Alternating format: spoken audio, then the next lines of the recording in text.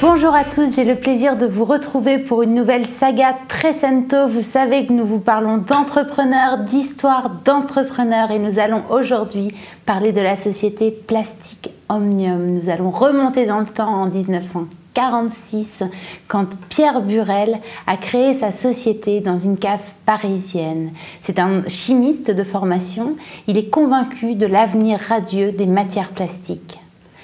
Au démarrage, il travaille surtout pour l'industrie automobile et crée des systèmes de connexion pour la tuyauterie et divers matériaux plastiques. Il fusionne sa société avec l'Union mutuelle des propriétaires qui, pour la petite histoire, avait été dirigée par le grand-père de Pierre Burrell. Cette société est spécialisée dans le nettoyage des fosses septiques. La nouvelle entité entre en bourse en 1965 à la Bourse de Paris.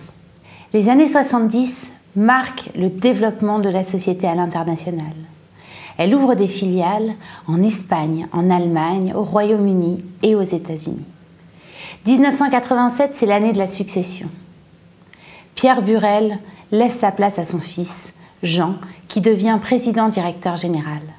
Pierre devient président d'honneur, évidemment. Le fils continue la politique d'expansion à l'international et mène également une politique d'acquisition ciblée et donc de croissance externe. C'est en 2001 qu'apparaît la troisième génération Burrell au sein de l'entreprise. Laurent, petit-fils de Pierre, devient président-directeur général. En 2010, il réalise l'acquisition d'une société qui s'appelle Synergie et change la destinée du groupe qui devient numéro 1 mondial en système de carburant en matière plastique.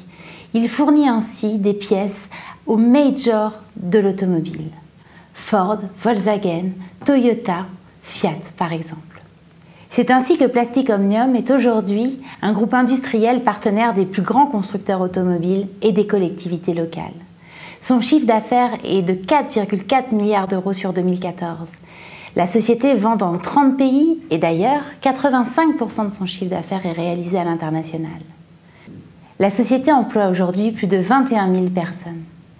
C'est maintenant à Laurent de relever les défis de l'avenir et peut-être aux générations futures de le rejoindre pour faire de ce groupe un groupe pérenne dans la durée, de génération en génération.